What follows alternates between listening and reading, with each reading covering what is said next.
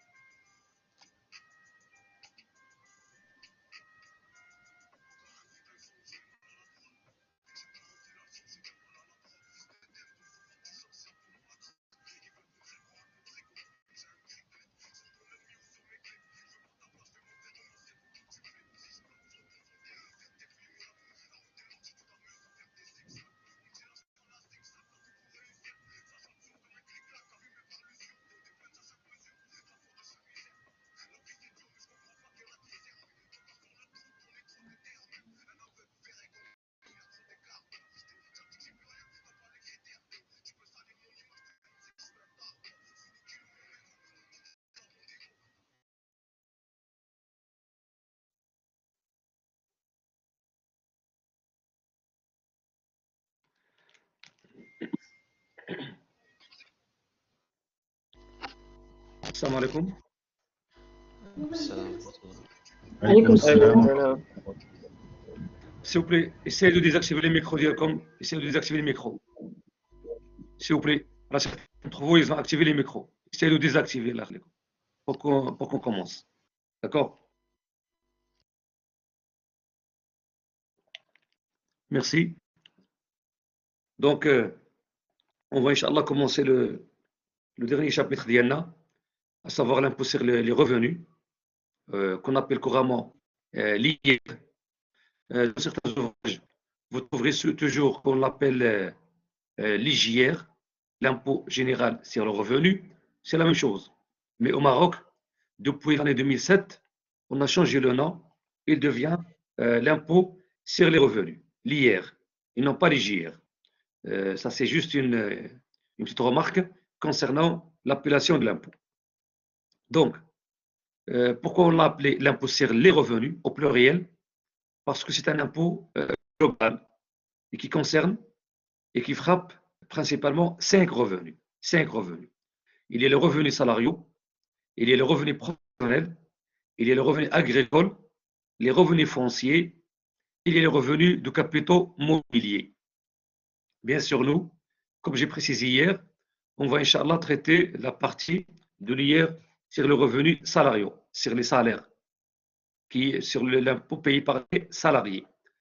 Donc, les revenus salariaux, vous connaissez les revenus salariaux, c'est le salaire qui est reçu par chaque salarié, chaque fonctionnaire, chaque employé à la fin du mois.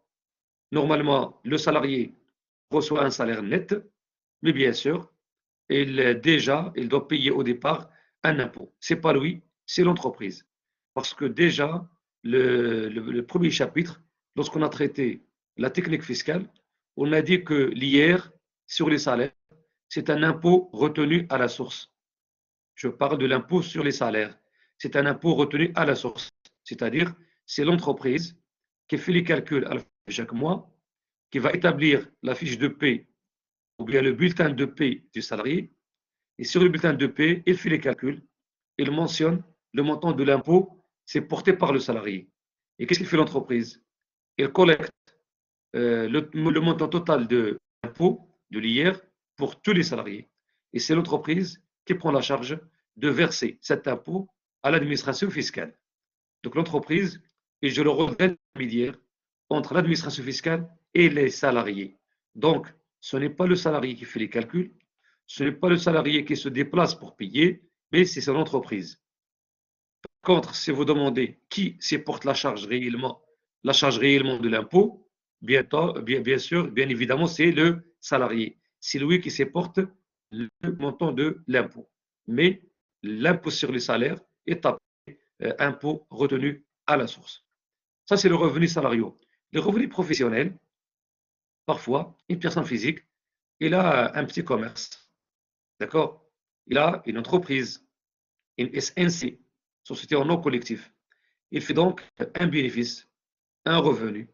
Donc, il doit déclarer son résultat fiscal et son résultat fiscal, il est soumis au barème de l'IR. Il est soumis au barème de l'IR. Même un commerçant ou bien une entreprise individuelle, donc qui n'est pas soumise à l'IS, il est soumise donc à l'IR. Donc, une personne, une entreprise individuelle, à la fin de l'année, lorsqu'il fait un bénéfice comptable, comme ce qu'on a fait pour l'IS, on doit passer de résultat comptable au résultat fiscal, d'accord?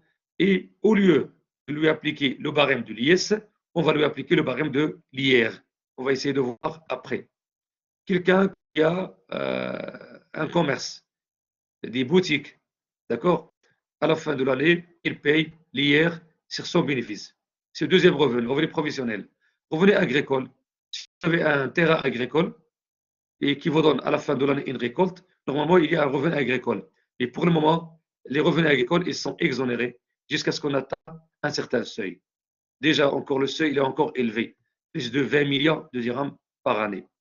Revenu foncier, revenu foncier, c'est lorsque une personne, par exemple, il possède une résidence, ce d'appartement, qu'il a loué à des personnes. Donc, il reçoit un loyer. Les loyers qu'il reçoit, je parle de propriétaire, le loyer qu'il reçoit, on appelle ça un revenu foncier. Ou bien vous-même, vous avez un appartement, après certaines années d'utilisation, vous avez vendu l'appartement, vous avez vendu votre maison, votre logement. Le prix de vente, il est considéré comme un revenu foncier qui est aussi soumis à l'IR. Enfin, revenu de capitaux mobiliers. Capitaux mobiliers. Capitaux mobiliers, comme par exemple, vous avez placé votre argent à la banque. Vous avez placé votre argent à la banque et vous avez reçu des intérêts. Vous avez reçu des intérêts. Les intérêts que vous avez reçus, c'est un revenu de capitaux mobiliers. Il est soumis à l'IR. Ou bien, vous avez acheté des actions. Vous avez acheté des actions, par exemple, à 400 dirhams l'une. Après un certain moment, vous avez vendu ces actions-là 450. Vous avez réalisé un gain de 50 dirhams par action. Les 50 dirhams par action, c'est un revenu de capitaux mobiliers et sont également soumis à l'IR. Donc, voici les 5 revenus principalement qui sont soumis à l'IR. Mais nous, faute de temps, on va juste utiliser ou bien traiter l'impôt sur les salaires. L'impôt sur le salaire. Très bien. Encore, caractéristique de cet impôt, l'IR. C'est un impôt, premièrement, unique et global. Unique parce qu'on ne va pas calculer un impôt pour chaque revenu, mais sur la totalité des revenus. Donc, un impôt unique, parce qu'on ne va pas payer un autre impôt, c'est seulement l'IR. Il est global parce que c'est une personne physique, M. X. Il est salarié, il a un commerce, il a un revenu foncier, il a un revenu agricole, il a un revenu de capital mobilier. À la fin de l'année, la même personne, il fait une seule déclaration. Une seule déclaration où il va déclarer les 5 revenus, globalement, pour qu'il paye un seul impôt unique sur les 5 revenus. S'il a 2 revenus, il déclare les 2. S'il a 3, il déclare 3, et ainsi de suite. L'impôt, il est personnalisé. Il est payé par la personne. On prend en considération ses conditions sociales, familiales. On va en parler. On va en parler.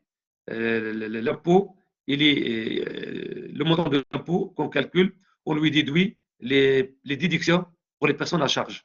Pour les personnes à charge. On va les voir après. C'est un impôt progressif. Le barème de l'IR, il est progressif, comme le barème de l'IS. Comme le barème de l'IS. Le même principe. Sauf que les taux ne sont pas les mêmes. C'est-à-dire, et vous avez la tranche des salaires, vous avez les taux et vous avez les sommes à déduire.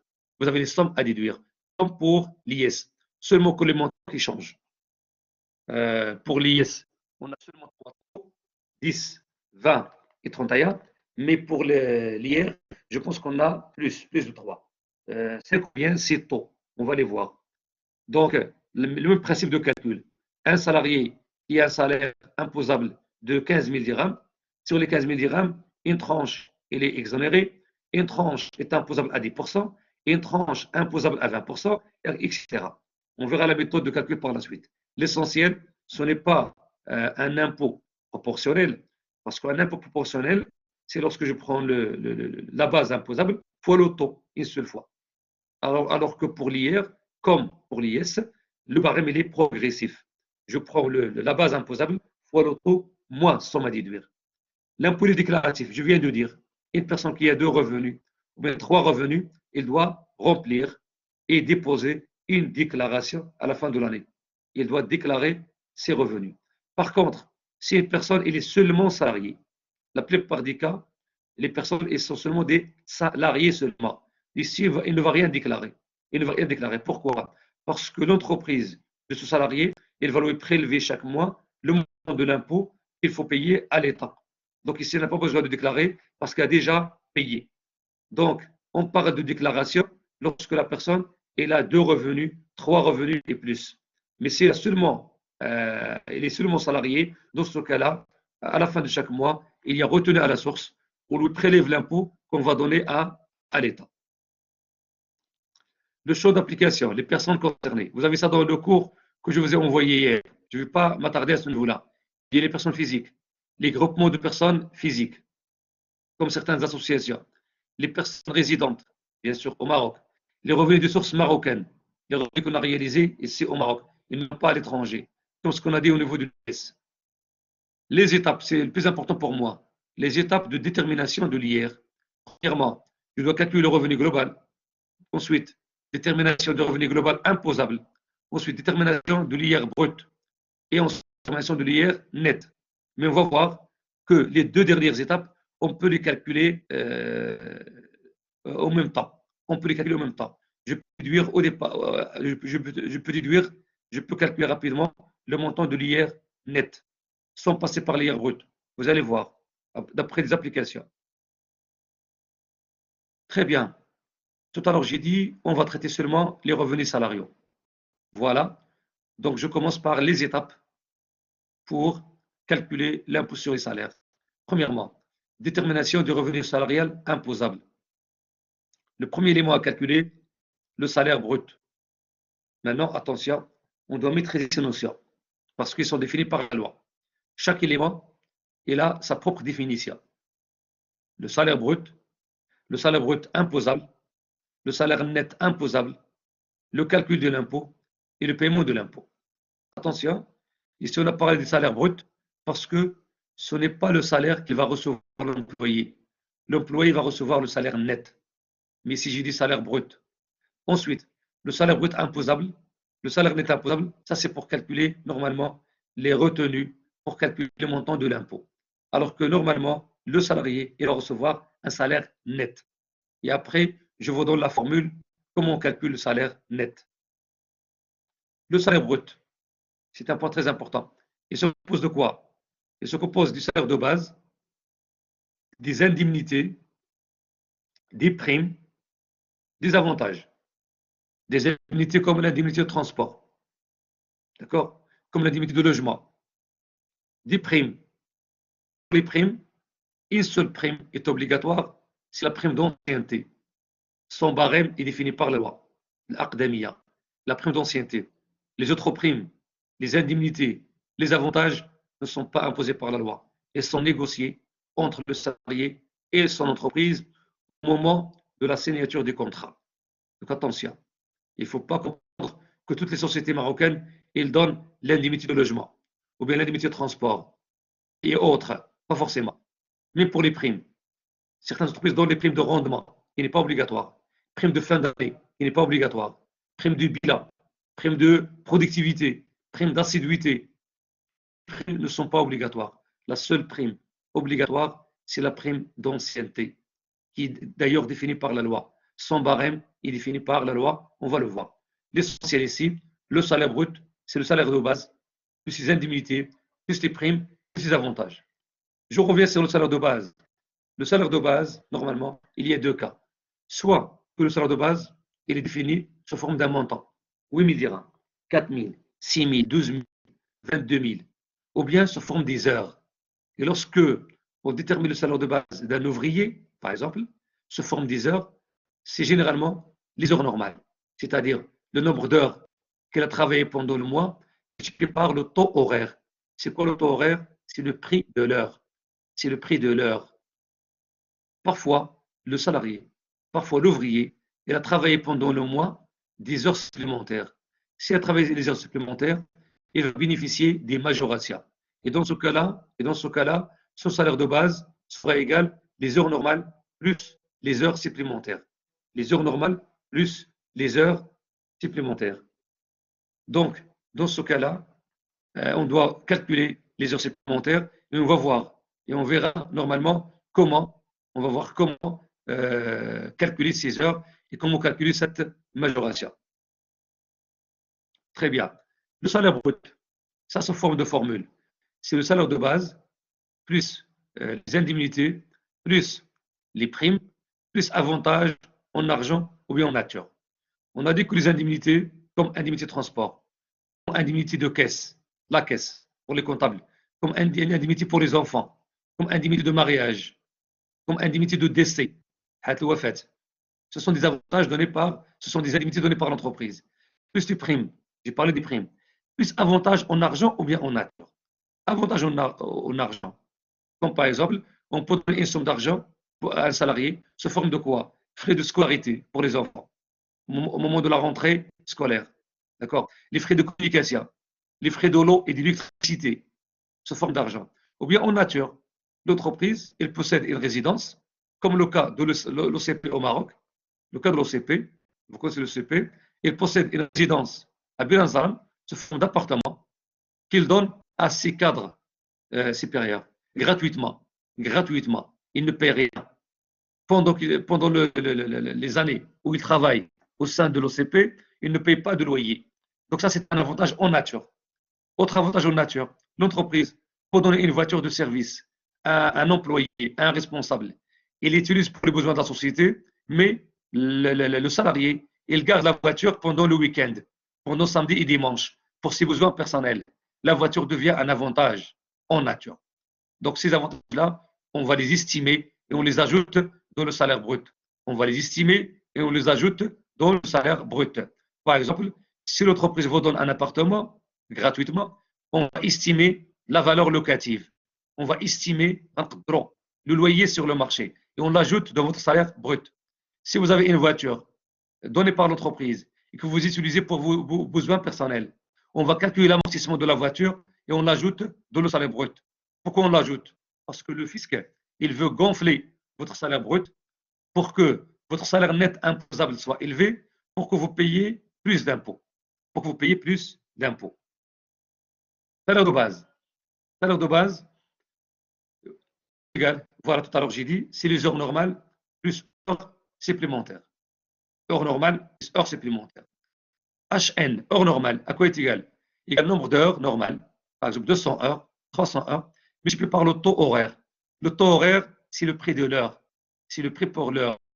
50, 40, 30, 60, 90 dirhams. Ça dépend des cas. Ça dépend des entreprises. Les heures supplémentaires maintenant, elles sont rémunérées avec majoration. Oui, le salarié, il bénéficie d'une augmentation de 25%. 25% de quoi? Du taux horaire normal. Donc, le taux normal, il va augmenter de 25%. Donc, lorsque le salarié, il a travaillé le jour, 25% le jour. Par exemple, au cours des jours de lundi, de mardi, de mercredi. Ou bien 50% si elle travaille la nuit. Et la loi définit la nuit. La nuit commence de 21h jusqu'à 6h du matin.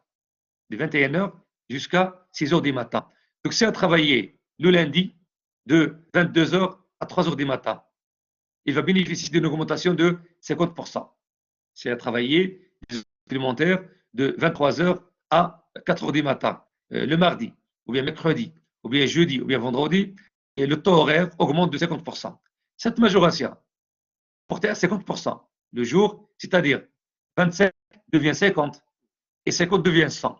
Donc, cette majoration de 25 est portée à 50 le jour et elle est portée à 100% la nuit si les heures supplémentaires sont effectuées le jour où le salarié a droit au repos, comme le repos hebdomadaire, comme dimanche et les jours fériés.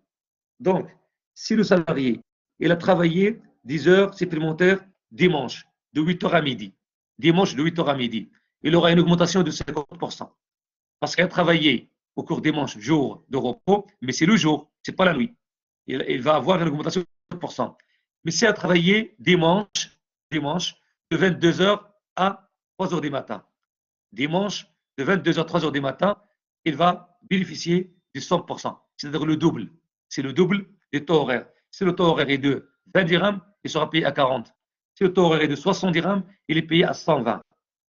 Donc, ce barème est défini par la loi. Ces majorations, ces taux de majoration sont définis par la loi. Après, revoir une application. Voilà. Un salarié a travaillé au cours du mois de mai 2020 250 heures normales à 40 dirhams d'heure. Donc 40 dirhams, c'est le taux horaire. C'est le taux horaire. Il a travaillé également 25 heures supplémentaires, 25 heures supplémentaires au cours des jours normaux, c'est-à-dire le jour, c'est-à-dire lundi, mardi, etc. C'est ça les jours normaux, au cours des jours. Ce n'est pas la nuit. Et 15 heures supplémentaires au cours du dimanche, mais la nuit. Donc, déterminer son salaire de base.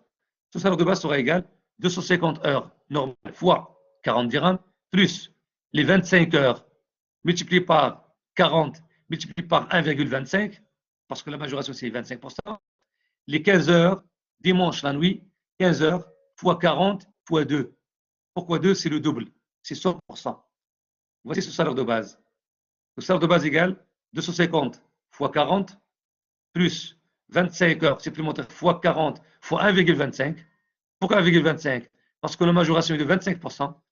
Au lieu de multiplier par 40 plus 40 fois 25%, on a pris 40 fois 1,25. C'est la même chose. Plus 15 fois 40, normalement, plus 40, c'est le double, 100%, c'est 40 fois 2, c'est le double. Pourquoi? Parce que les 15 heures, il les a travaillées au cours de dimanche, la nuit. Dimanche, la nuit, donc c'est l'augmentation de 100%. Salaire de base donc égale 10 000 dirhams, les heures normales, 1250 les heures du jour, 1200 les heures de la nuit. Total salaire de base égale 12 450. Et là, j'aimerais bien faire une remarque. Dans le cours que vous avez reçu, vous avez une application. Dans le cours que vous avez reçu hier, vous avez une application, mais il y a une erreur de frappe. Dans l'application, c'est écrit salaire brut. Ce n'est pas salaire brut, il faut rectifier. Salaire de base. Dans l'application, dans le cours, je pense de salarié, M. Ziyed, il faut changer le terme. C'est le salaire de base et non pas salaire brut. C'est le salaire de base. Vous pouvez rectifier après. Très bien. La prime d'ancienneté. La prime d'ancienneté, c'est une prime obligatoire et elle est calculée sur le salaire de base en fonction de l'ancienneté des employés. Vous voyez, c'est une prime obligatoire. C'est une prime obligatoire et elle est calculée sur le salaire de base en fonction de l'ancienneté des employés. Donc, il est défini par la loi. Voici le barème. 2 années de service, le salarié bénéficie de 5% comme prime. Donc, la prime d'ancienneté, elle est égale à 5% fois son salaire de base. C'est la 5 années de service, 10%. 12 années de service, 15%. 20 années de service, 20%. 25 années de service, 25%. C'est le plafond. Le minimum, 2 années de service. Donc, c'est un salarié, il a travaillé seulement 1 an et demi, il n'a pas droit à cette prime. Minimum 2 ans. Et lorsqu'il atteint 25 ans, la prime, il va rester toujours 25% de son salaire de base. C'est une prime qu'on calcule sur le salaire de base et qu'on ajoute à son salaire. Très bien. Les indemnités. Indemnité de transport, indemnité de logement, de nourriture, de salissure. Salissure, il est généralement donné les personnes lorsqu'ils exercent leur activité, cette activité-là, ils rendent leurs vêtements sales. Dans ce cas-là, ils ont droit à cette indemnité de salissure. Les gens, les employés des collectivités locales, ils ramassent les ordures dans les rues. Normalement, ils ont droit à cette indemnité. Mais malheureusement, est-ce qu'ils reçoivent cette indemnité ou pas? Je ne sais pas. Parce que les grandes sociétés, lorsqu'ils ont des salariés qui travaillent dans des activités qui rendent leurs mains, leur corps, leurs vêtements sales, ils reçoivent cette indemnité. Mais attention, tout à l'heure j'ai dit, toutes ces indemnités ne sont pas obligatoires. Ils sont négociés entre le salarié et l'entreprise. L'indemnité de représentation, elle est donnée aussi par les grandes sociétés et est donnée aux directeurs des départements, aux responsables de département. L'indemnité de caisse, c'est la caisse. L'indemnité, on la retrouve généralement au sein des banques. Elle est donnée aux caissiers des banques. Et pour certaines entreprises, elle est donnée aux comptables. Parce que le comptable ou bien le caissier qui manipule la caisse, il y a le risque qu'il y aura des pertes au niveau de la caisse. Donc, on lui donne cette indemnité pour compenser ce risque-là. Très bien. Tout à l'heure, on a vu le salaire brut. Maintenant, salaire brut imposable. Salaire brut imposable, SBI. Il est égal. Le salaire brut, déjà calculé, c'est le salaire brut. N'oubliez pas le salaire brut. Et voilà, le salaire brut. Salaire de base, plus indemnité, plus prime, plus avantage en nature et en argent. Maintenant, salaire brut imposable égale le salaire brut le premier, moins les exonérations. C'est quoi les exonérations? Ce sont les indemnités non imposables. Non imposables. Salaire brut moins indemnités non imposables. Quelles sont ces indemnités non imposables? Ils sont définis par la loi.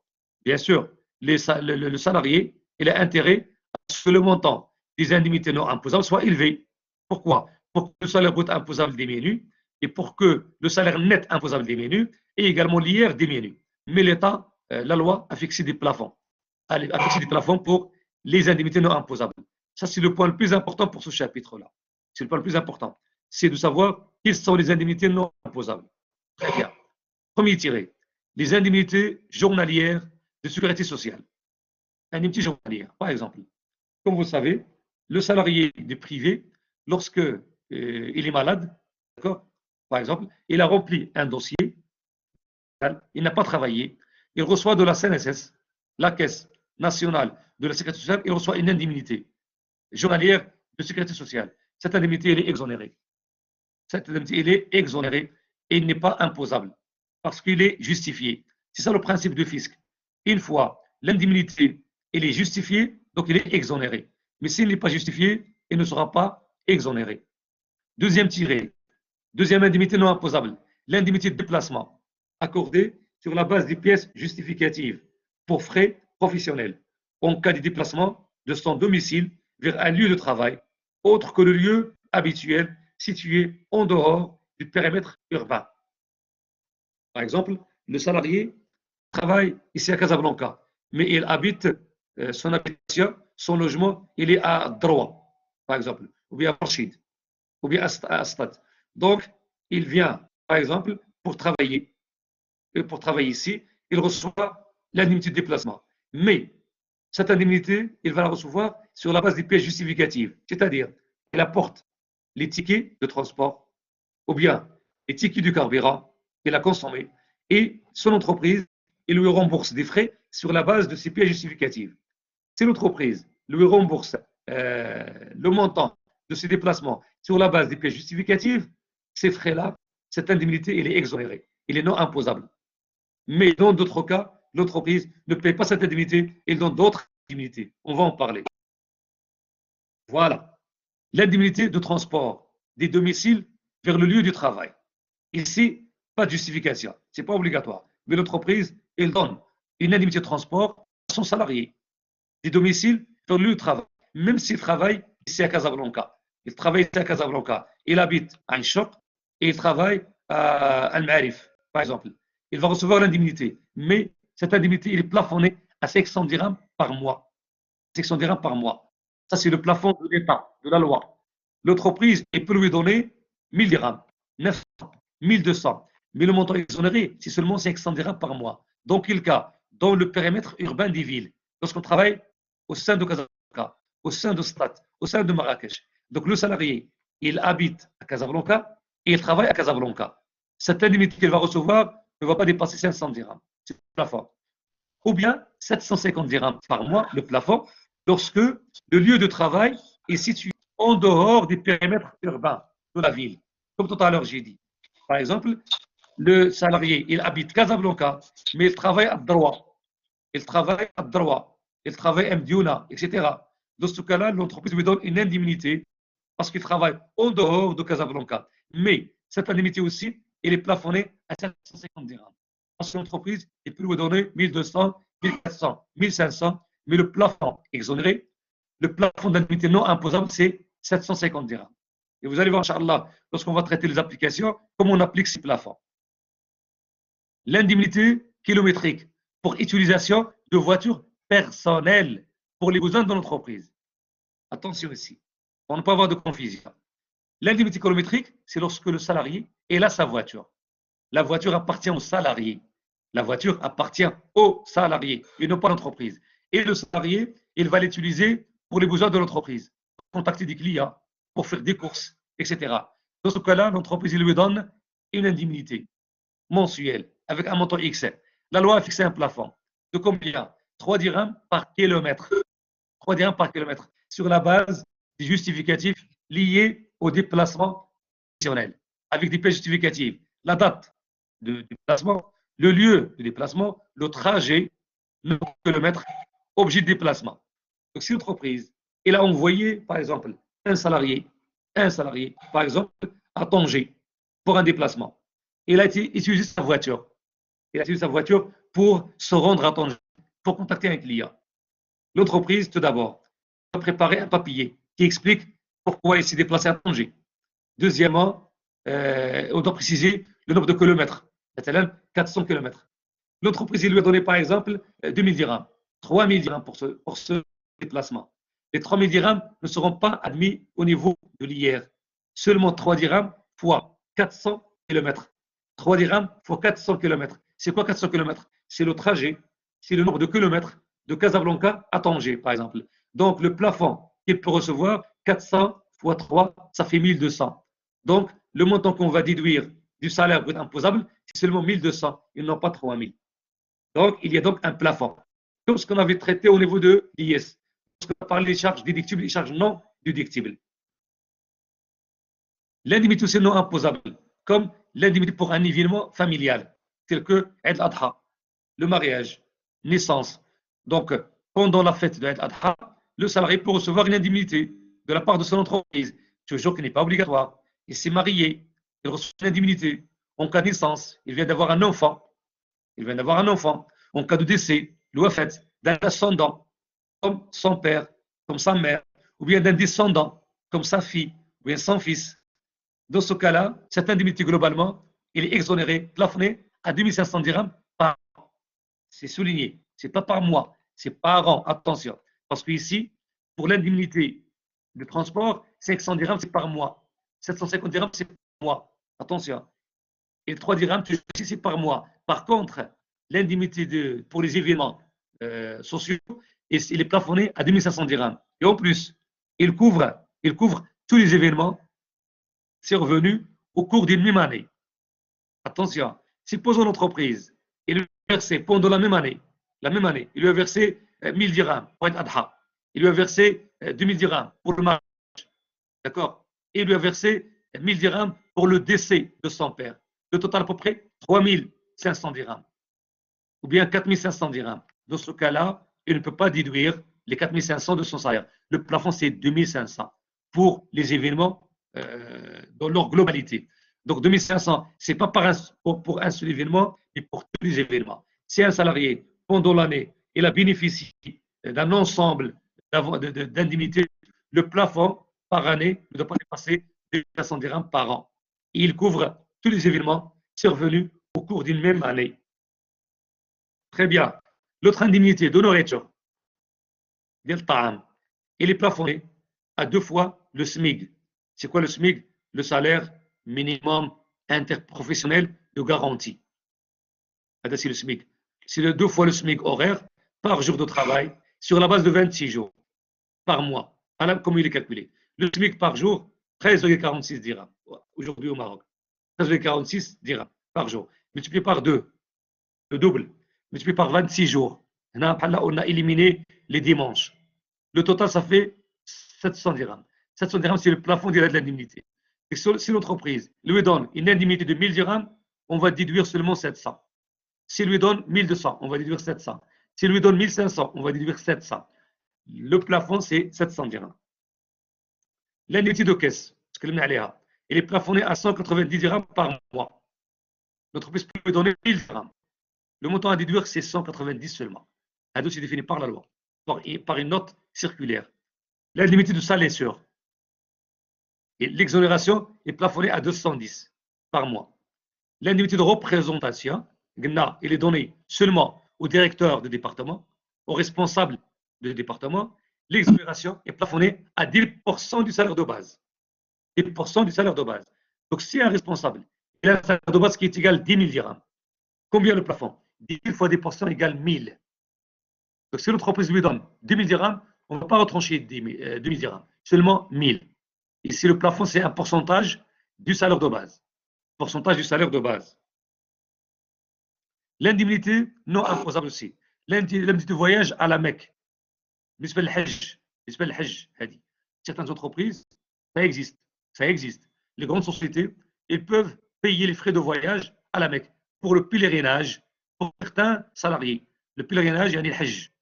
L'indemnité, donc, elle est exonérée dans la limite de quoi? Du prix du billet d'avion, aller-retour, d'accord? Pour aller à l'Arabie Saoudite et pour le retour, augmenter de quoi? Des montants de la dotation autorisés par l'Office d'échange.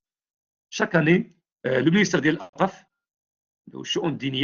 il fixe normalement le montant de devise, en devise, qu'il faut donner à chaque personne qui va aller à la Mecque pour faire le Hajj d'Yalo. Donc, l'entreprise, cette indemnité, elle est plafonnée au montant des billets, plus au montant de la dotation, montant de devise, qui est fixé par le ministère de l'Awqaf chaque année. Très bien. Maintenant, salaire net imposable, SNI. À quoi est égal? Égal salaire brut imposable, moins déduction. Donc, à quoi est égal la déduction? Salaire moins la CNSS, la Caisse nationale de la sécurité sociale, moins l'AMO, l'assurance maladie obligatoire, moins la CIMER, la Caisse interprofessionnelle marocaine de retraite, moins aussi les frais professionnels, on va l'expliquer, moins le montant de la traite ou bien des intérêts. Quelle traite? Lorsque le salarié il a un crédit logement concernant son logement principal, concernant son habitation principale. Un salarié, il peut demander un crédit à une banque. Pourquoi? Pour financer l'achat d'un appartement, l'achat d'un logement. Mais la condition, il faut que ce soit habitation principale. Après, on va parler pourquoi traite ou bien intérêt. Ce n'est pas un choix, ça dépend du cas. Est-ce que le logement il est social ou bien économique? Il va déduire la traite. Si le logement n'est pas social, il va déduire seulement les intérêts avec un plafond. Il faut élément par élément. La CNSS, les retenues. La cotisation de la Caisse nationale de la sécurité sociale, CNSS, il est de combien? De 4,48%. Voici le pourcentage actuel. Calculé sur la base du salaire brut imposable. SBI mensuel dans la limite de 6 000 dirhams. Donc, si un salarié il a un salaire brut imposable qui est égal à 5 000 dirhams, à quoi est égal la CNSS? 5 000 fois 4,48%. Mais si un salarié il a 9 000 dirhams comme salaire brut imposable, on ne va pas appliquer 9 000 à 4,48, on applique seulement 6 000. Le plafond, c'est 6 000 fois 4,48%. Donc, 6 000 dirhams, c'est le plafond du salaire brut imposable. Si un salarié il a moins de 6 000 dirhams, la CNSS égale le salaire fois 4,48%. Si son salaire brut imposable dépasse 6 000 dirhams, on prend seulement 6 000 fois 4,48, ce qui donne 268,8. C'est le plafond à payer. L'assurance maladie obligatoire. Bien, c'est clair que c'est obligatoire. Donc, s'il vous plaît, la CNSS, elle est obligatoire.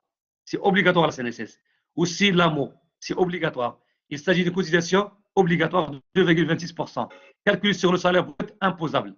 Il est calculé comme la CNSS. Mais quelle est la différence? Pour la CNSS, il y a un plafond pour le salaire brut imposable, 6 000 dirhams. Pour l'AMO, il n'y a pas de plafond. Pour l'AMO, il n'y a pas de plafond.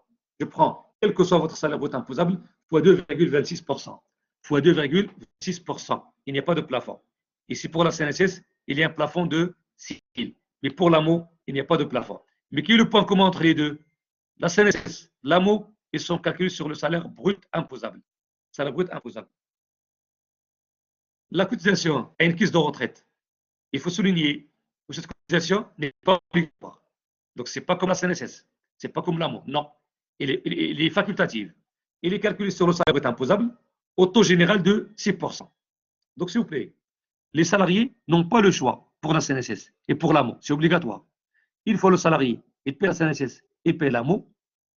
À la fin de son activité, à l'âge de retraite, il va recevoir une retraite lorsqu'il devient retraité, lorsqu'il met fin à son activité. Mais certains salariés, ils ont estimé que la retraite seulement de la CNSS, elle est faible. Ils veulent recevoir à l'âge de retraite deux retraites, la retraite de la CNSS et la retraite de la CIMR. Dans ce cas-là, ils peuvent cotiser à la caisse de CIMR et en plus de la CNSS 4,48 et 2,26, ils payent 6% de leur salaire brut imposable. Là aussi, il n'y a pas de plafond. Il n'y a pas de plafond pour la CIMR. Si le salarié il cotise à la CIMR, comme ça, à l'âge de retraite, il va recevoir deux retraites. Une retraite de la CNSS et une retraite de la CIMR. Donc, qu'est-ce que vous remarquez? Pour l'AMO et pour la CIMR, il n'y a pas de plafond. Pour l'AMO et pour la CIMR, il n'y a pas de plafond pour le salaire brut imposable, quel que soit le salaire. Par contre, pour la CNSS, les 4,48%, attention, il ne faut pas dépasser 6 000 dirhams comme plafond. Les frais provisionnels, ça c'est défini par la loi de l'IR. FP, étant donné que le salarié il a d'autres charges, à part la CNSS, à part l'AMO et la CIMR, et puisque le salarié n'a pas de pièce justificative pour ses frais, comme ses vêtements, comme son alimentation, comme ses médicaments s'il est malade, le fisc ne peut pas demander des pièces justificatives pour le salarié, et leur demande de calculer des frais professionnels, qu'on va déduire du salaire net imposable. Les frais professionnels, quoi est égal, c'est le salaire brut imposable de l'employé, de chaque salarié, moins les avantages en nature et en argent, s'il existe, comme l'avantage d'appartement en nature, comme l'avantage de voiture, comme l'indemnité de transport, l'indemnité de logement. Donc, c'est le salaire brut imposable, moins les avantages en nature et en argent, le tout multiplié par 20%. Notez bien, les frais provisionnels sont déductibles. On va les déduire, mais dans la limite d'un plafond de 2500 dirhams par mois. Donc, si pour un salarié, on a fait les calculs, des frais provisionnels, on a trouvé 4000 dirhams. On ne va pas déduire 4000 dirhams, on va déduire 2500 seulement. C'est plafonné par la loi. Parce que l'État, il va recevoir plus d'impôts. Il veut à ce que le salarié paye plus d'impôts. Si pour un salarié, on a fait les calculs, on a trouvé les frais professionnels égaux 1800, on va retrancher 1800. Si on trouve 2000, on va retrancher 2000. Mais si on trouve 3000, 5000, 4200, 3800, on va déduire 2500. C'est le plafond. C'est le plafond pour les frais professionnels. Ça ne serait pas assez clair pour vous, mais Inch'Allah, on va voir une application. Vous allez voir que ce n'est pas difficile à appliquer. Très bien. On arrive maintenant au calcul de l'IR. Le montant de l'IR, comment il est calculé? Il est obtenu en appliquant au salaire net imposable le barème de l'IR, d'accord, que je vais vous donner par la suite. Donc l'IR égale salaire net imposable. Vous voyez, je rappelle, premièrement, on a calculé le salaire brut. Deuxièmement, le salaire brut imposable. Troisièmement, le salaire net imposable. Le net imposable, c'est pour chercher l'IR. Et après, on va calculer le salaire net du salarié. Donc l'IR égale salaire net imposable. Celui-ci, le salaire net imposable. La formule. Donc ce salaire net imposable multiplié par le taux d'après le barème, moins somme à déduire. Moins déduction des personnes à charge. C'est un avantage donné par la loi aux salariés. Yani, on va déduire une somme d'argent, ça dépend des personnes que vous avez à charge. De quoi? Des montants de l'impôt. Donc, salaire net imposable fois le taux, moins somme à déduire, et vous donne le montant de l'IR brut. Mais de ce montant de l'IR brut, vous allez déduire des déductions.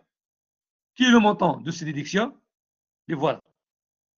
Déductions des personnes à charge qui sont considérées à la charge du salarié. Donc l'IR ainsi calculé est diminué d'une déduction égale à 30 dirhams chaque mois, ça c'est la loi, par personne à charge, dans la limite de 6 personnes. Essayez de remarquer, de constater. La loi n'a pas dit 6 enfants, 6 personnes, y compris la femme. Le plafond c'est la femme et 5 enfants. Le plafond, c'est la femme et 5 enfants. Quelles sont les conditions? L'épouse, la femme, quelle que soit sa situation économique, même s'il travaille, quel que soit son salaire, son mari, il va déduire pour elle 30 dirhams. C'est comme une insulte, subba la femme, mais malheureusement, c'est comme ça. Chaque année, on a des remarques médias au niveau des enfants, les gens à distance. Je me demande les mouvements féministes, les n'ont jamais parlé de ça. Les fondamentales, ils parlent d'autres choses qui ne sont pas importantes. La femme. Si un salarié il est marié avec une femme, la femme dialo, expert comptable, médecin, ministre, ingénieur, etc., le mari d'Yalha, quelle que soit sa situation, il va déduire sur sa femme 30 dirhams chaque mois. 30 dirhams, c'est comme si, avec 30 dirhams, avec le mari, il va subvenir aux besoins de sa femme.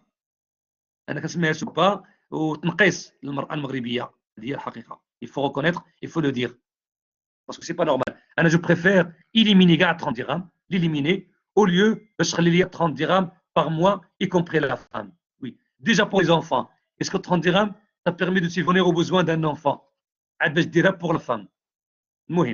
Entre parenthèses. Donc, l'épouse, quelle que soit sa situation économique, ou bien l'époux, pour l'égalité, les mouvements des femmes qui l'égalité entre l'homme et la femme. Donc, la femme, est-ce qu'elle peut déduire pour son mari? Oui, la loi a été changée. Même la femme, elle peut déduire pour son mari. Mais dans quel cas? Lorsque son mari, il a un salaire qui ne dépasse pas 30 000 dirhams par an, par mois, par année. Et lorsque le mari, il a un salaire de 2 000 dirhams par mois, sa femme, il peut déduire pour lui 30 dirhams. Lorsque elle aussi, il travaille. Ou là, lorsque le mari ne travaille pas. Ou malheureusement, on a des expériences actuellement au Maroc. Parfois, la femme, il travaille, le mari ne travaille pas. Si le mari ne travaille pas, sa femme, il déduit sur son mari 30 dirhams. Ou là, si le mari, il travaille et que son salaire annuel ne dépasse pas 30 000 dirhams, ou là, son salaire mensuel ne dépasse pas 2500 dirhams, pareil, dans ce cas, sa femme, elle peut déduire les 30 dirhams. Il y a des conditions pour l'épouse et l'époux. Les enfants maintenant. Les enfants, on déduit 30 dirhams pour les enfants légitimes ou légalement adoptés. يكونوا أطفال شرعيين أو لا مثلا بتبني إذا كانوا واحد الفويي il a adopté des enfants. Maintenant, lorsque des enfants, ils n'ont pas eux aussi un revenu global annuel qui dépasse 30 000 dirhams. Et donc, le couple, le mari, a un enfant, maintenant de 22 ans, 24 ans, il travaille. Avec l'enfant, il travaille. De 24 ans, il travaille. Avec l'enfant, il a un salaire mensuel de 5 000 dirhams. Ça dépasse 2500, le seuil exonéré. Et annuellement, son salaire dépasse 30 000 dirhams. Dans le cas, son père ne va pas déduire les 30 dirhams. Maintenant, la question de l'âge. Il ne faut pas que l'âge dépasse 27 ans. Mais comme là, parfois, l'enfant de 24 ans, 25 ans, il travaille. Lorsqu'il travaille, on regarde son salaire. Si son salaire annuel dépasse 30 000 dirhams, son père ne va pas bénéficier de 30 dirhams. Mais si son salaire est inférieur à 30 000 dirhams par année, son père peut déduire les 30 dirhams. Cette condition d'âge, les 27 ans, n'est toutefois pas applicable, n'a pas d'importance, aux enfants atteints d'une infirmité limitant de l'impossibilité de subvenir à leurs besoins. Il a un enfant de 28 ans, ولكن handicapé, عنده إعاقة جسدية, vous pouvez déduire les 30 dirhams. Avec 30 dirhams, on va subvenir, on va satisfaire les besoins d'un handicapé. Très bien. On est arrivé maintenant au salaire net. Le salaire net. Ce qu'il va recevoir le salarié. Si on va résumer maintenant. Premier élément qu'on calcule, le salaire brut. Deuxième élément, le salaire brut imposable. Troisième, le salaire net imposable. Quatrième, le salaire net. Tout court. C'est le salaire qui est perçu, qui est reçu par le salarié. Il est calculé comme suit. Salaire net égale salaire brut moins la CNSS, moins l'AMO, moins la CIMER, moins l'IR qu'on a calculé, moins l'avance, s'il y a une avance, si l'entreprise avance, ça dépend de moi, moins l'opposition, à l'opposition, arrive. Parfois, il y a différents exemples de l'opposition. Il y a une partie extrême, il s'oppose au salaire. Lorsque la banque il donne un crédit logement à un salarié, et pour s'assurer que le salarié va payer chaque mois, qu'est-ce que fait la banque? Il demande au salarié, il lui donne un papier, comme un contrat, qui sera signé par son entreprise. Et l'entreprise, il s'engage chaque mois, il signe. Son entreprise s'engage chaque mois à prélever le montant de la traite du salaire de l'employé et qu'il va verser directement à la banque. Donc, la banque ne va pas attendre à ce que le salarié lui paye. Automatiquement, à la fin de chaque mois, l'entreprise, il prélève à la source le montant de la traite du salaire de l'employé et va verser à la banque. On appelle ça opposition. Aussi, parfois, en cas de divorce, la femme divorcée, le tribunal, lorsque le tribunal il condamne avec le mari, l'ex-mari, à lui verser maintenant 2000 dirhams par mois, qu'est-ce qu'il fait la femme? Il peut demander au magistrat, le qadi, de l'opposition sur le salaire de son mari. Parce que malheureusement, la plupart des cas, le mari ne verse pas cette pension, ne verse pas cette pension, les yen nafaqa. Mais une fois le tribunal il fait l'opposition, donc il va demander à l'employeur, il va demander à l'entreprise de prélever le montant de la pension alimentaire sur le salaire de l'employé, il va verser directement à la femme. On appelle ça opposition. On appelle ça opposition sur salaire. Moi, les avantages en nature seulement. Les avantages en nature, l'appartement, la voiture. Au départ, on a dit l'avantage en nature, il a été ajouté dans le salaire brut. Si vous vous rappelez, si l'entreprise il vous donne un appartement, il doit estimer la valeur locative. Il va l'estimer. Il va l'ajouter dans votre salaire brut pour qu'il soit imposable. Puis s'il vous donne une voiture, il va estimer l'amortissement de la voiture. Il l'ajoute dans le salaire brut. Donc, il ne peut pas laisser ce montant de le salaire brut. Parce que si il a laissé le montant de le salaire brut, c'est comme le salarié va bénéficier deux fois. Il va bénéficier de l'appartement et de la valeur locative. Donc, il va l'estimer pour gonfler son salaire, pour qu'il paye l'hier, à la fin, lorsqu'on va calculer ça net, on va réduire, on va retrancher le montant de cet avantage en nature. Déjà, l'avantage en argent. L'avantage en argent, il est laissé, il est en argent. Mais l'avantage en nature, il est estimé, il est ajouté au départ de le salaire brut, il est retranché à la fin de le salaire net. Pourquoi? Pour ne pas bénéficier le salarié deux fois. Voici le barème annuel applicable depuis 1er janvier 2010 jusqu'à aujourd'hui, jusqu'à 2021. Vous voyez, comme le cas de l'IS, avec différents taux. Donc, tranche de revenus, donc ça c'est annuel. C'est annuel.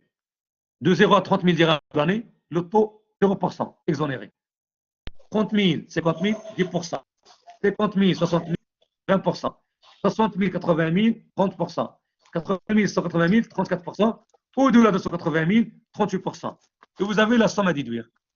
Excuse-moi, monsieur. Donc, oui. Le barème ne change pas dès janvier 2020, 2010. Exactement. 1er janvier 2010. Il ne Exactement, change pas. Il n'a pas changé. Non, n'a pas changé. C'est pas comme le cas de l'IS. Non, c'est pas comme le cas de l'IS. Non. D'accord. C'est bon.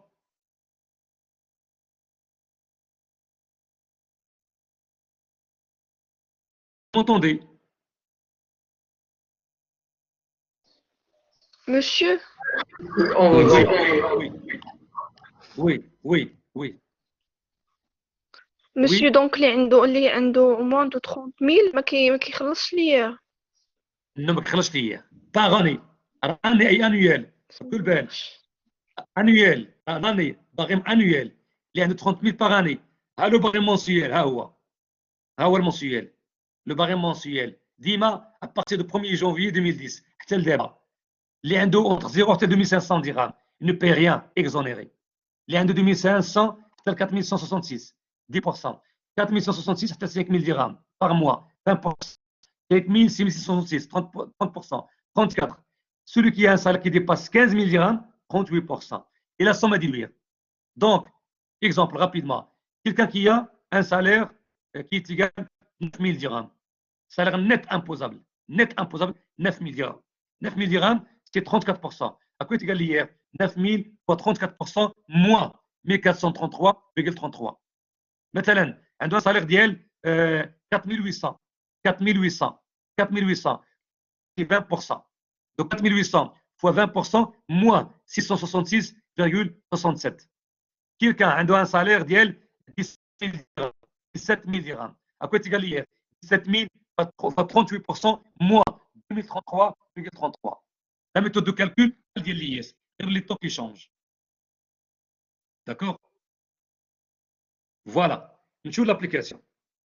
Un salarié marié avec 7 enfants à charge présente la situation suivante. À la fin du mois de mars 2019, salaire de base 8 000 dirhams, prime de rendement 3 000, prime d'ancienneté 1 600, avantage en argent, logement, 900 dirhams, frais de déplacement justifiés, donc ils sont exonérés, 700 dirhams. Le salarié est un adhérent de la CIMR. J'ai rien dit pour la CNSS, c'est obligatoire, il faut l'appliquer. J'ai rien dit pour l'AMO, c'est obligatoire, il faut calculer. Voilà, si j'ai rien dit pour la CIMR, il ne faut pas calculer. Mais si le salarié est un adhérent, mon kharit fa CIMR, qui est le taux qu'on va appliquer? Le taux de 6%. Le taux de 6%. Qu'est-ce qu'on va déterminer l'IR payé par ce salarié ainsi que son salaire net. Ainsi que son salaire net. Faites un essai de calcul. Après, je vous affiche le corrigé. Faites un essai de calcul, rapidement. Avec des erreurs, ce n'est pas grave. D'après les formules qu'on a déjà établies, faites un essai de calcul. Et après, je vous donne la correction.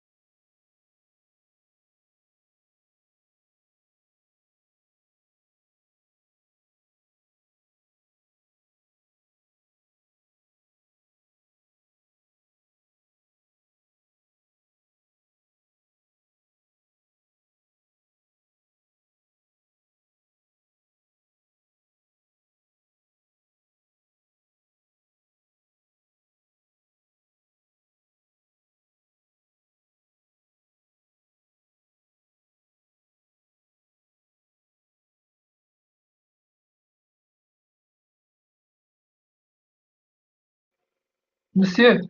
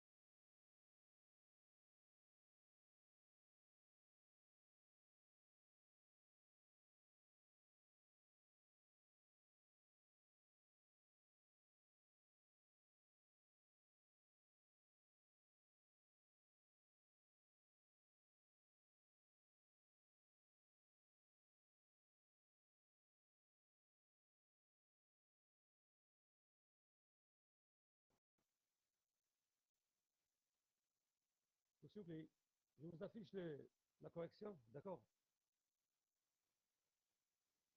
Vous m'entendez? Oui, monsieur, on vous entend. D'accord. Donc, s'il vous plaît, rapidement. Passez le courrier. non, on entend mal. Monsieur, on vous entend mal. Votre son est loin.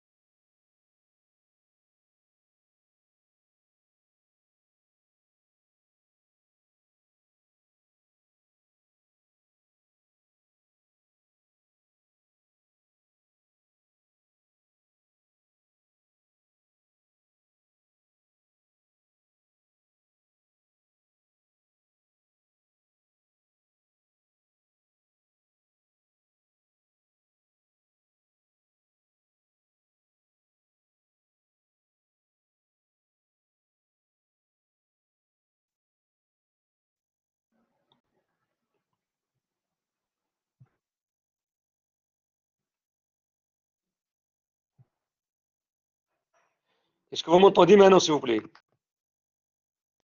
Oui, Maintenant, monsieur. c'est parfait. Oui, monsieur. Vous attendez. D'accord. Donc, s'il vous plaît, regardez. Donc, premièrement, le salaire brut, c'est très simple à calculer. Je dois prendre les 8 000 plus les 3 000 plus 1 600 plus 900 plus 700. Donc, plus tous les montants. Plus tous les montants. S'il vous plaît, vous remarquez ici que j'ai dit le salarié, en plus de la CNSS et de l'AMO, est un adhérent de la CIMR. S'il vous plaît, je n'ai pas besoin de vous rappeler que le salarié est donc la CNSS et l'AMO. La CNSS et l'AMO sont obligatoires. Parce que dans le diapo, je n'ai pas parlé de la CNSS, de l'AMO. Quelqu'un va me dire, monsieur, le diapo, ce n'est pas noté la CNSS. Je n'ai pas besoin de le dire. La CNSS et l'AMO, elles sont obligatoires. Toujours, vous devez les calculer. Vous devez faire attention à la CIMR. S'il est précisé la CIMR, on calcule la CIMR, sinon, il ne sera pas calculé. Donc, voilà. Voici le salaire brut. 8 000, plus 3 000, plus 1 600, plus 900, plus 700. Le total, de tout, ça donne 14 200. 14 200. Le salaire brut imposable, SBI, égale salaire brut moins exonération. C'est quoi l'exonération? C'est les indemnités non imposables. Et comme vous savez, une règle, une fois l'indemnité est justifiée, donc elle est exonérée. Une fois l'indemnité elle est justifiée, elle est exonérée, elle est non imposable. Donc vous avez 700, ce sont les frais de déplacement justifiés. Automatiquement, elle est non imposable. Vous avez ça dans votre cours. Donc 14 200 moins 700. SBI égale 13 500. 13 500. C'est quoi 13 500? C'est le salaire brut imposable. Calcul du salaire net imposable. Le salaire brut imposable égale 13 500. Premièrement, les frais professionnels. La formule, frais professionnels égale le salaire brut imposable moins les avantages en argent en nature. Vous avez un avantage de 900 dirhams. 900 dirhams. C'est quoi 900? Voilà. C'est l'avantage en argent logement. C'est un avantage en argent logement. 900 dirhams. Je vais le retrancher. Je vais le retrancher. Donc, 13 500 moins 900 fois 20%. 20%, c'est le taux des frais professionnels. Égal combien? 2520. Mais combien le plafond? 2500 seulement. Donc, je ne vais pas prendre 2520. Je prends seulement 2500. La CNSS, c'est le salaire brut imposable fois le taux 4,48%. Mais le salaire brut imposable à quoi est égal? Égal 13 500. Donc, je prends le plafond de 6 000. On a dit que le plafond, il est de 6 000. 6 000 fois 4,48%, ça fait 268,8. L'amour, c'est pas grave. L'ordre n'a pas d'importance. L'ordre. La stime est 13 500 fois 6% égale 810. L'amour, 13 500 fois 2,26% égale 305,1. Donc je répète, la CNSS, l'amour, vous devez toujours les calculer sans avoir l'information. Sans avoir l'information, vous devez les calculer. Par contre, la CIMR, si le salarié est un adhérent de la CIMR, on le calcule. Si ce n'est pas un adhérent, je ne calcule pas. Donc, l'AMO, 13 500 fois 2,26%. 305,1. Très bien. À quoi est le salaire net imposable? Égal 13 500, 13 500, égale 13 500, moins 2500, moins 268,8, moins 810, moins 305,1. Le salaire net imposable égale 9 616,10. 9 616,10. Là, on doit l'arrondir. On doit l'arrondir. Comment on arrondit? Attention ici. D'après la loi, comment on arrondit le salaire net imposable? Il est arrondi. Il est arrondi. Oui. Les frais professionnels, on les ajoute ou bien on les retranche de salaire de... On les retranche. Là, on les retranche. Je la formule. Ils sont retranchés. Alors qu'il y a une parenthèse. Il y a une parenthèse fait un plus. Mais qu'est-ce que la parenthèse la coule chez moi? On les retranche. Donc, le salaire net imposable égale 9 616,10. Il est arrondi à la dizaine. À la dizaine supérieure. Le Oshariya, là. Donc, c'est égal 9 620. Le cas, c'est 9 622,10, un de 9 630. Si on a 9 642,3, un de 9 650. Donc le salaire net imposable, il est arrondi à la dizaine supérieure. Et l'IR, il est arrondi au dirham supérieur. C'est la loi. l'IR. Le salaire net imposable arrondi à la dizaine supérieure. Voilà qu'il l'IR, il arrondi au dirham supérieur. À quoi est égal l'IR?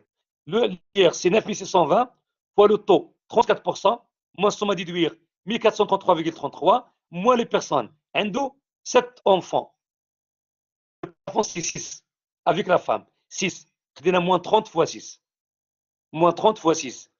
Donc, s'il est marié, il a 7 enfants, endo 8 personnes à charge. Vous voyez que le plafond, ouais 6. Donc, moins 30 fois 6. Égale combien? Égale 1657,47. Arrondi au dirham supérieur. De 1600, c'est 1660. Là, mais chez la dizaine, le dirham supérieur. Le dirham supérieur. Donc, au lieu de 1657,47, 1658. D'accord? C'est clair? Monsieur, Oui. Attendez. Une remarque. Le salaire je net. pense Je que termine. la Je termine. ans. Un de 7 enfants, le plafond c'est 6. ما كيبقاش يهمنا. شفنا في لو كور. Le plafond c'est 6 personnes. ما يفوتش 6. عنده 7 8 الله يسهل عليه. Mais le plafond à déduire 6 personnes, y compris la femme. إذا 6 fois 30. واش تفهمنا؟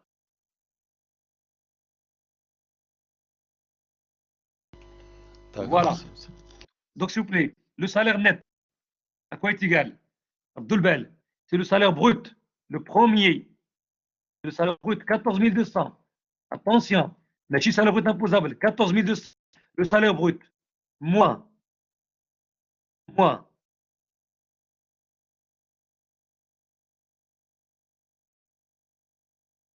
la CNSS, 268,8, moins la CIMR, 810, moins l'AMO, 305,1, moins l'IR, 1668. Attention, il y a parfois certains étudiants qui se trompent, qui ont reçu le frais professionnel. C'est faux. Les frais professionnels, ils sont retranchés, ils sont déduits dans le salaire net imposable pour chercher la base de l'IR.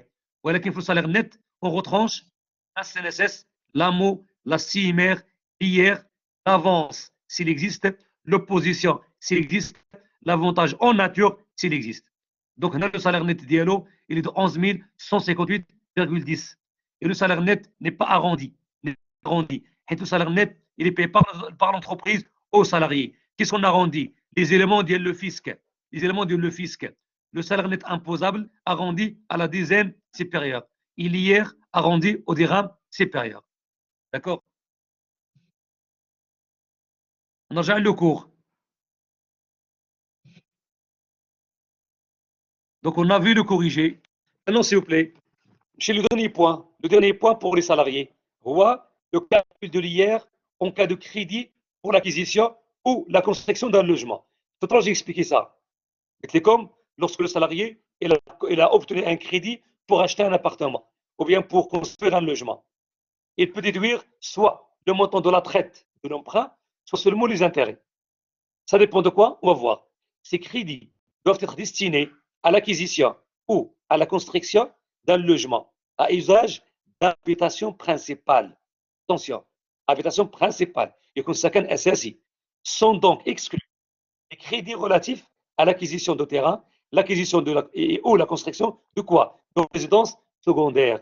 Donc si le salarié il a obtenu un crédit pour acheter une résidence secondaire, le salarié ne peut pas déduire ni la traite ni les intérêts.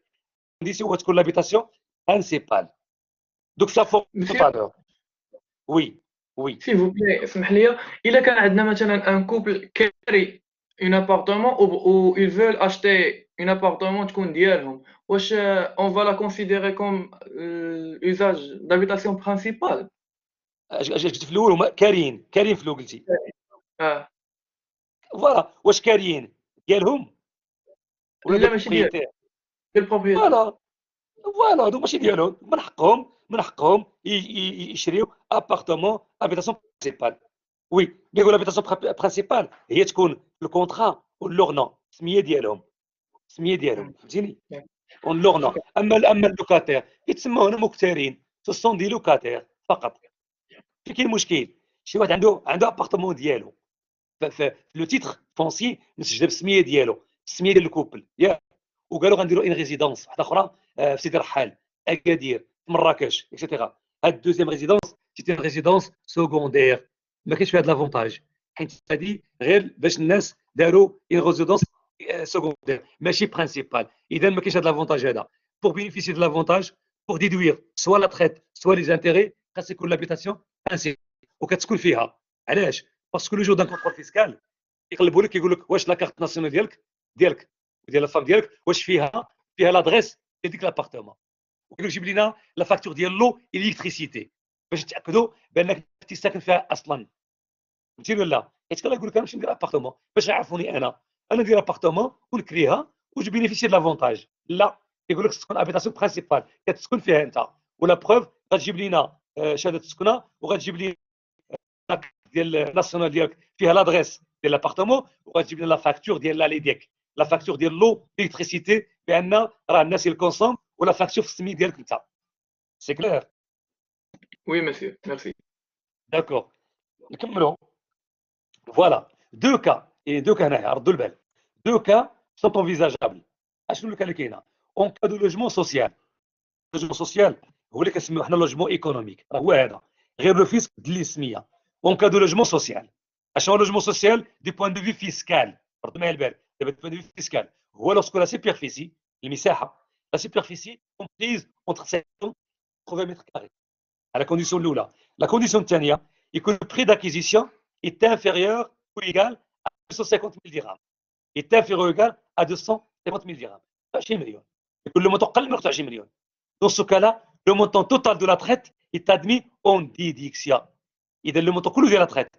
شنو هي la traite؟ هي l'amortissement ديال l'emprunt plus les intérêts. هي le principal plus intérêt. Le montant كله ديال la traite à déduire. هذا c'est un avantage pour le salarié. ولكن بشرط يكون logement social. تكون la superficie, la surface ديالو ما بين 50 80 متر كاري، ويكون لو بري قل انفيريور ا 250 000 درهم. هذه الحل الاولى، كيكون لوجمون سوسيال او لا ايكونوميك. لو سالاريي هنايا كياخذ يغوترونش تو لو مونطون د لا ملي كينقصها من لو سالير نيت امبوزابل. لو سالير ديالو نيت امبوزابل فا بيسي اي فا باي موان دامبو. لو دوزيام كا لوجمون ماشي سوسيال، سي لوجمون ني با سوسيال. ما معنى ني با سوسيال؟ انا ما حددنا مثلا راه ابيتاسيون برينسيبال ما نتكلموش عليها، ولكن لابارتمون لا سوبرفيسي ديالها 100 متر كاري او 120 متر او 90 او 88. حاله لو لوجمون ني با سوسيال. شنو لافونتاج بالنسبه للسالاريي؟ pas déduire la traite, il va déduire seulement seuls les intérêts sont en déduction. غير les intérêts. Dans la limite de quoi? De 10% من le revenu global imposable avant déduction des intérêts. يعني والنو ما عنديش هذا الاكزومبل سي. يعني الى عندي ان لوجمون ديال شي واحد لو سالاري خدا ان كريدي عنده لا تريت، لوجمون ني با سوسيال، لوجمون ني با سوسيال. لا تريت ديالو عنده لو مونطون توتال مثلا كيخلص 4000 درهم. 4000 درهم فيها برينسيبال اي انتيري. البرينسيبال مثلا 3000 درهم والانتيري 1000 درهم. الانتيري 1000 درهم. هذوك لي انتيري ديال 1000 درهم يبرو ديدوير شرط درهم ne dépasse pas 10% من لو سالير نيت امبوزابل ديالو. دونك اشنو كنديروا؟ اون كالكول لو سالير نيت امبوزابل، كنحسبوا لي بورسون ديالو، كنلقاو لو مونطون اي اون كومبا مع ديك 1000. الا كان ديك لا ليميت سيبيريور ل 1000 درهم كناخذوا 1000 درهم اون ترونشي. الا كانت لا ليميت مثلا غير 900 درهم هو عنده في الانتيري 1000، كيسكون فا ديدوير 900. اذا كنحسبوا لا ليميت اللي كتساوي 10% من لو سالير نيت امبوزابل هي ان با ديباسي في لي زانتيري. دونك الكا lorsque le logement n'est pas social. يعني lorsque la superficie il est soit supérieur à 80 mètres carrés ou là le prix d'acquisition il est supérieur à 250 000 dirhams. Automatiquement, dès que la superficie supérieure à 80 mètres carrés, alors le prix est élevé, il est 4 000, 600 000, 800 000.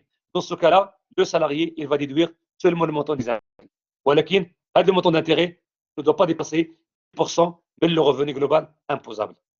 ان شاء الله نشوفوا في التالي. عندنا التالي ان شاء الله يصيفط لكم لوسكون فا كوريجي غنشوفوا لي دو كا، غنشوفوا لو كا ديال لوجمون سوسيال ولو كا ديال لوجمون كي ني با سوسيال. ولكن بور كنظن pour aujourd'hui je pense qu'on va s'arrêter là. À moins si vous avez des questions précises à ce qu'on vient de voir aujourd'hui. Il y a عندكم des cas de logement غنشوفوا ان شاء الله لي كاتيك demain ان شاء الله on va corriger TD, on va chauffer, Inch'Allah, le cas des logements. Maintenant, est-ce que vous avez des questions? Le chapitre, des liens sur salaire. Logement social de 150 Oui, 000 mais hors taxe. شوف الوا ما حددش واش اورتاكس ولا تي سي قال لك 250000 ما كاينش اورتاكس لوجمون ايكونوميك واضح لو مونطون اللي كاين في الكونترا ودابا راه معروف اللوجمون سوسيال كيقول لك 25 مليون حتى لي زافيش ديال لي ريزيدونس في الشوارع وهذا يقول لك السكن الاقتصادي 25 مليون وهو هذا داكور ما كنقولش ما كنهضرش فيه لا اورتاكس لا على تي تي سي لو مونطون توتال كي ريغلي داكور. monsieur, Oui, oui. s'il vous plaît, monsieur, quand un salarié prend sa retraite, il continue à donner le montant de l'IR par mois ou non? Plutôt annuel. شوف هاد لا كيسيون ديالك راه سيغتانمون سمعتو في لي ماس ميديا للاسف حنا كان الناس ديال لا روتريت كيطالبوا كيقولوا سي با نورمال لوغسكو لو سالاري خدام كيخلص ليير مفهومه ما كاينش مشكل ولوغسكو il prend sa retraite راه ما خصوش نبقاو ناخذوا ليه مازال ليير مالوغوزمون كيبقى ياخذ ليير يلاه دابا النقابات كيتعاونوا مع الدوله باش هاد لي بونسيون ديال لا روتريت كي سوا اكزونيري باش ناخذوا منهم ليير سي با نورمال باش سي 30 ans 35 ans ou lorsqu'il prend la retraite il va continuer à payer l'IR. Mais pour vous répondre, actuellement, il paye l'IR. Je vous directement. Mais c'est pas normal. Et c'est comme ça. D'accord? D'accord, monsieur, merci. Je vous en prie. D'autres questions?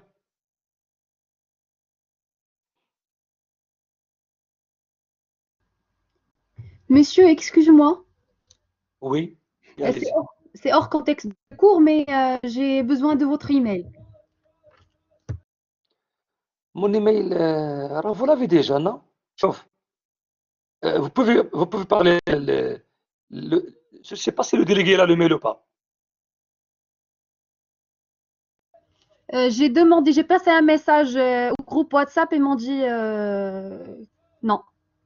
دابا جو سي با باش نكون معاك صريح انا جيب بروبليم ولكن تبارك الله ما شاء الله راه فوزيت نومبرو وفي الميل ديالي باش ما تقلقوش بافوا غادي يجيني انا 400 ميل راه جو با ريبوندر ا تو الموند الله يجزيكم بخير تهضروا لي راه موا سي جي مي كونترانت جي ما فامي اكسيتيرا يعني ملي كيجيني ان ميل دو ميل جو بو ريبوندر ولكن ملي كيجيوني ديفيرون ميل بزاف ديال لي ميل وبارفوا دي كيستيون وبارفوا ان كا براتيك كو جو دو ترافايي راه جو بو با واش فهمتيني يعني لو خاطر الميل ديالي جو بو نو با فو ريبوندر وغتقول البروف علاش ما جاوبنيش بوغ انا با ريبوندي فهمت واش فهمتيني D'accord, merci. donc شوف انا pour ce qui est de cours moi si vous avez des questions précises vous les passez le délégué راه هي il me contacte كاع في الواتساب ديالي با دو بروبليم ولكن باسكو سي ليميتي alors que ملي كان لوسكو جو وباش نقول لك انا جو بارل با دو فو malheureusement انا دي كا بارتيكولير lorsqu'on le WhatsApp on peut pas le donner à tout le monde فكاين les étudiants ils peuvent écrire n'importe quoi وغندخل معاهم في شي مسائل اخرى جيفيت هادشي كامل انا جو بارل با دو فو sincèrement pas de vous pas votre cas ولكن malheureusement كاين دي étudiants كيعتبروا غير كيضحك كيعتبروا كذا اكسيتيرا انا جيم با سا Oui, je ما comprends, كنقدرش monsieur. فوالا هذا هو المشكل اللي كاين Je comprends parfaitement. Oui. D'accord, merci beaucoup, monsieur. je vous en prie Monsieur, monsieur, Oui. s'il vous plaît, Oui. j'ai une question qui concerne le chapitre de TVA. Oui. شوف Monsieur, j'ai pas.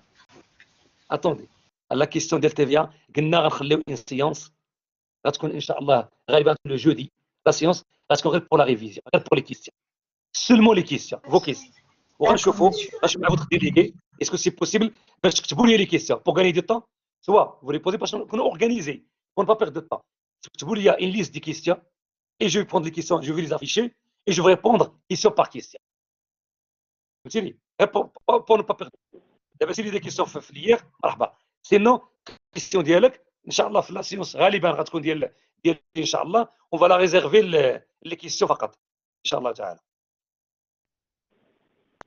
إن شاء الله, merci monsieur.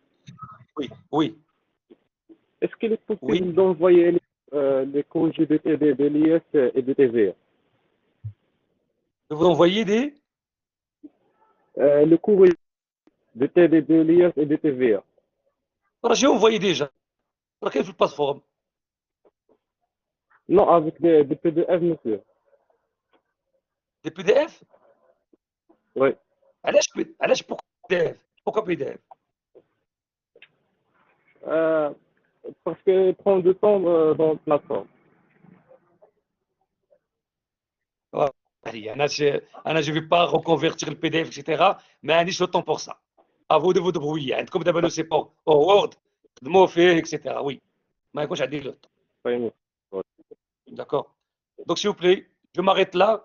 À demain inchallah. Essayez de travailler les télés que j'ai envoyés hier. Alors vous les avez reçus. Il y a des sur l'hier. Il y a des sur l'hier. Essayez de le travailler. Essayez de faire des essais. Ou des erreurs, c'est pas grave. Comme ça, lorsqu'on corrige, Inch'Allah, vous allez pouvoir comparer avec votre essai. D'accord?